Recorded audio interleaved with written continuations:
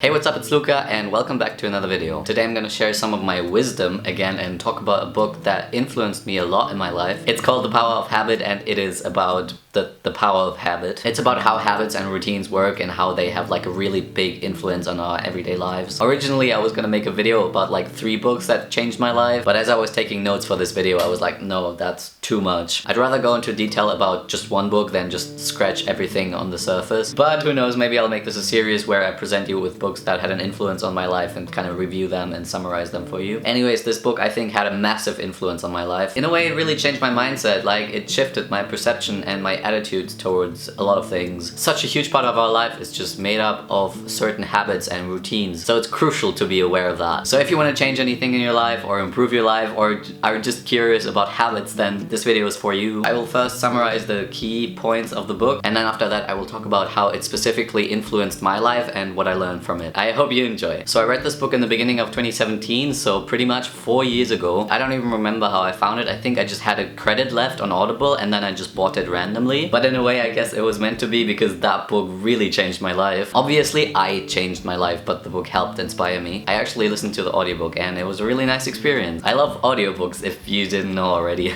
The book just made me really aware of habits and how they're like everywhere. So first of all, why are habits so important? Well, first and foremost, habits are actually a very useful thing. They're really good. They make our lives so much easier because we can save brain power if we are on autopilot. Instead of having to think constantly about every single thing we're doing, we can just rely on our habits to do the trick a lot of the times. Just think about how stressful it would be to constantly have to think about everything. That would be way too overwhelming for our brain and probably drive us crazy. So technically habits are super useful and super convenient. For example, think about the first time you're going to a new place. You have to check the map, figure out how to get there. Let's say you're taking the train or the bus and you have to constantly pay attention if it's your stop yet. Like your brain needs to be consciously active during that process. But then think about places that you go to every day like school or work. You don't have to actively think about how to get there anymore, do you? You just leave the house and then somehow you end up there. Easy, right? And that frees up so much of your brain power, and for example, while you're commuting, you can do other things like read books or listen to music or talk to people or whatever. Another really interesting thing that the book mentions in the beginning is that habits are saved in a different part of the brain than our like conscious knowledge. So conscious knowledge, like fun facts for example, are in a different part of the brain than our habits. And he uses the example of people who've suffered from memory loss due to an accident, for example. And it's so fascinating because when you ask these people for specific directions, they probably can't tell you the answer. Let's say you ask them where is the kitchen, they're probably not gonna know. But then when they get hungry, they automatically end up going to the kitchen to get some food. Like, that's so fascinating. Going to the kitchen is just like this automatic reaction to us feeling hungry. I mean, it's kind of obvious, but still, it's so fascinating. Maybe it's comparable to my phone addiction. Let's say I get a message from someone and then I go on my phone to check the message, but then often I also end up checking Instagram and TikTok and the weather app and whatnot, and I just do this automatically without even thinking about it. It's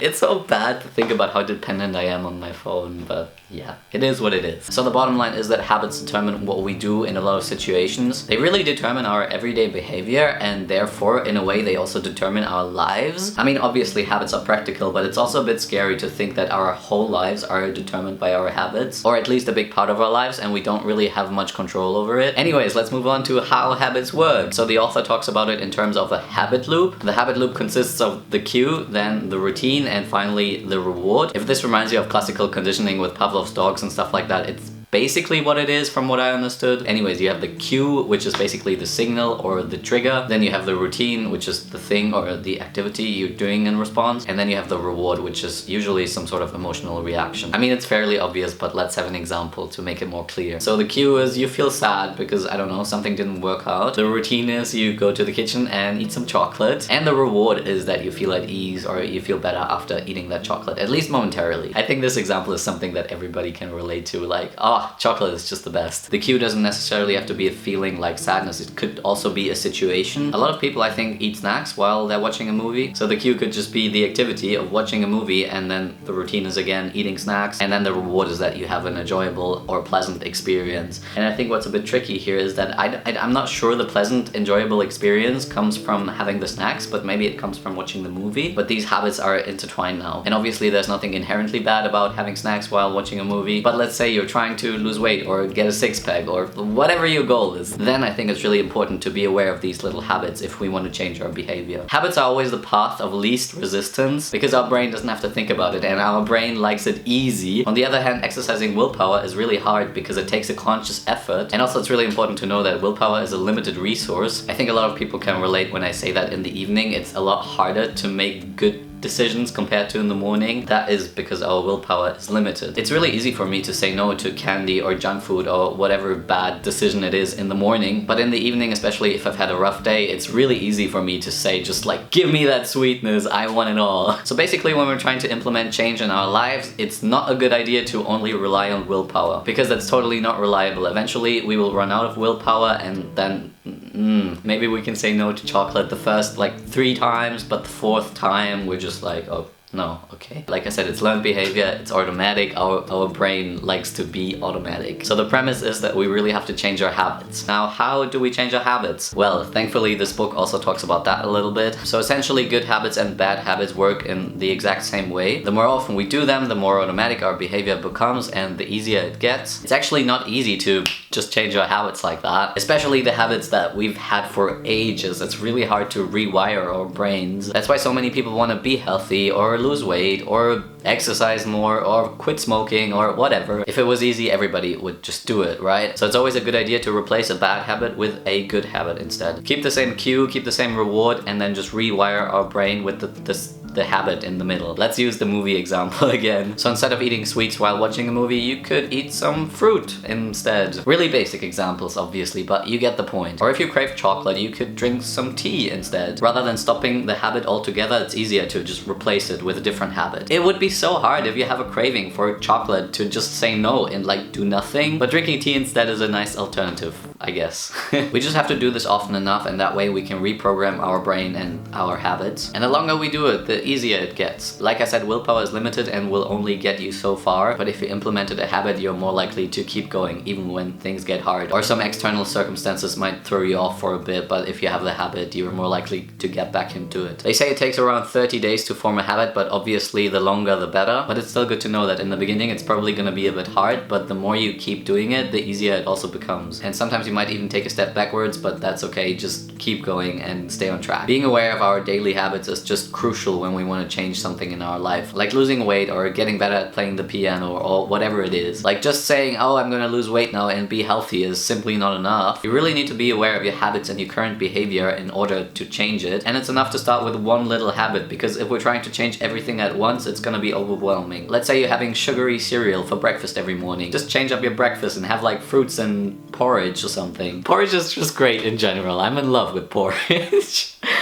Just pick one habit that you know you can stick with and then build on that. Also, do everything you can to make it easy to follow through with that habit. Let's say your goal is to work out more, then put your workout clothes directly next to your bed so you can do it. Make time for your workout. Schedule it. Find an accountability partner to work out together. Make a commitment. Try to think of your own cues and rewards for your good behavior. And finally, habits are often tied together. Like often it's a chain reaction, and it's really important to identify the so-called keystone habits. These are the habits that are most likely to have a big impact on all your other habits. Let's say you start every morning with a workout. You're gonna feel super good and happy and healthy afterwards. As a result, you're also probably going to be more likely to eat healthy food to feel better. Probably gonna be nicer to the people around you. Probably not gonna drink as much alcohol or do drugs or whatever. So if you find that one habit that has that domino effect and spills over into the rest of your life, it's really good. Okay, in the end, I just want to share how the book influenced my own life. So I read it in January of 2017, and in the first half of that year, I proceeded to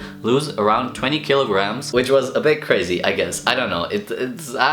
Also, a lot of motivation and determination was involved in that process, but I think I also designed a lot of healthy habits to keep me going and help me out. For example, I always tried to eat my meals at certain times. I had the rule that I could only eat what would fit on one plate because I had a problem with like portion control. I started working out regularly, and I had vegetables or fruit with almost every meal. These are just some examples of habits that helped me along the way, and I think exercising was definitely a keystone habit for me. It just boosted my confidence a lot and made me feel good, and I don't know, it's really motivated me. I started off by going to the gym, and then later in the spring I switched to running and football. I made a whole video about my running journey, by the way, if you want to check that out. And I already said this in the running video, but I think it's really crucial that you find a type of exercise that you really enjoy. Going to the gym and lifting weights is really good for weight loss, but I just didn't enjoy it at all. So I did other sports instead, and that's perfectly fine. Yeah, so during that time, I really started to feel healthy and believe that I was a healthy person, and I think that had a big impact on my behavior as well. This is not in the book, this is just my personal opinion, but I think to shift your habits, you also have to shift your identity in a way, because you kind of want to keep in line with your self-image. And if your self-image is like, I am a healthy person who likes to eat healthy and exercise, then your behavior will usually follow along as well. So go and work on your emotional trauma as well. Just as a side note, if you've made it this far in the video. Yeah, so that's how it all started. Changing my habits did a lot for me, and still to this day, when I want to get something done or change something in my life, I try to like make a habit out of it. For example, last year I was writing my MA thesis and I had really problems concentrating at home. I just couldn't focus and I was demotivated. So when it was possible to go to the library again over the summer, I went there every day, and just being at the library was my cue for getting work done. And then my reward was usually going for coffee or going for lunch with my friends afterwards, or going swimming or something fun. So yeah, that worked out really well. And just like, yeah, habits are useful if you use them correctly. Okay, are you ready for the ultimate conclusion? I think 4 years ago I was really eating up all the information in that book because I hadn't really given it much of a thought before. But I think nowadays the habit topic is more popular, and you could probably find a lot of good YouTube videos about that as well. And I have to admit that the book The Power of Habit isn't really that practical. It tells a lot of stories how habits influence all kinds of different areas. For example, companies and their marketing strategies, or drug addicts, sports, music, people with memory loss, like everything. And I really liked some of the examples, but others were kind of like, I don't know. If you're looking for a more practical book on habits, and like especially for your personal life, I would recommend the book Atomic Habits. I really liked that one, and it was really nice and clear and easy to understand. It just wasn't as transformational for me because I was aware of most of the topics already. Yeah, so all in all, I don't know if you can tell, but I'm pretty passionate about habits. Yeah, and I think by improving your habits, you can really improve your overall life. Little disclaimer though, changing and optimizing your habits are a really useful tool for implementing change in your life, but they're not the ultimate solution to everything. Habits are kind of just the vehicle, the method to get to where you want, but you have to start with yourself first and kind of have a why and a reason and a motivation for why you're doing this. Because if you essentially don't want to do something, then it's kind of stupid to force yourself to do it, even if it like seems to be good. For example, it's nice to have a six-pack, but a lot of people don't care about having a six-pack, so don't try to force yourself to get one. But by all means, if that makes you happy, then go for it. Okay, I talked too much already. I'm gonna end this video now. I hope you have a fantastic day, and see you in the next video. Bye.